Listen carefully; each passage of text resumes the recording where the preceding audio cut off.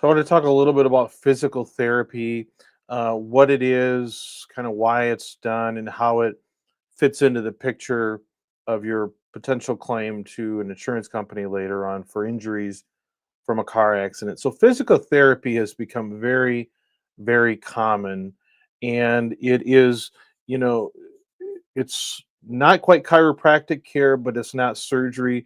It's considered conservative care designed to help strengthen and stretch and heal muscles to improve mobility and reduce pain and try to deal with soft tissue injuries, which means injuries that don't involve bones and hard structures, to try to treat them in a way that they actually can get better, and you can sort of wean yourself off of pain medications or avoid surgeries and things like that. So physical therapy has become very, very common.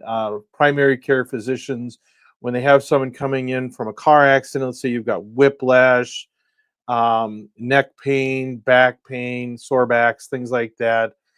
It's very common for them to send their patients to physical therapy. And physical therapy isn't always fun. In fact, I have a lot of clients that will note that physical therapy sometimes seems to make their symptoms worse, and sometimes you have to make them worse to make them better. A few things to keep in mind: unless you just absolutely can't do it, it's really, really important that you continue and that you finish physical therapy even if you feel like you're getting better. It's sort of like how they say, uh, continue and take all of your antibiotic doses even after you start to feel better, because you want to make, there's a reason for that. You want to continue it to the end. Insurance companies love it when people stop midway through physical therapy, because in their minds, that shows the person is completely healed. If they're still having any kind of symptoms or problems, they would go to physical therapy. So when people stop going to physical therapy, that's a signal to the insurance company that they're done healing and they're all better, when unfortunately that's not always the case. Sometimes people find it difficult to get off of work, can't afford it if you don't have health insurance. There's all kinds of reasons.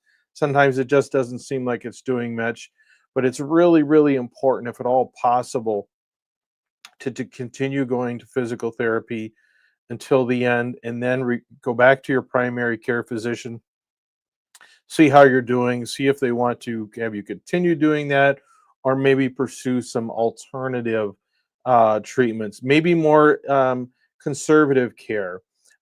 Could be, acupuncture, things like that.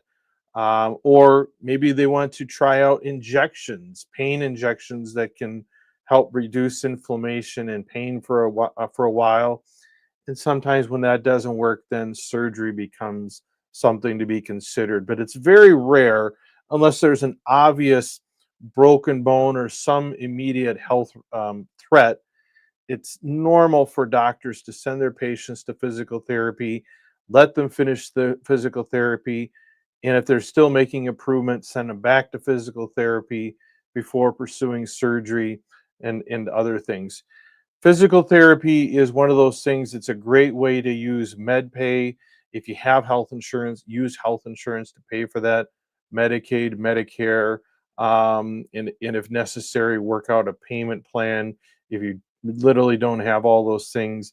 Physical therapy bills are the kinds of things that you and your attorney will claim later on once you're done healing, or you're at a point where a demand can be made, and then you can use that money to pay off those bills if you still have those.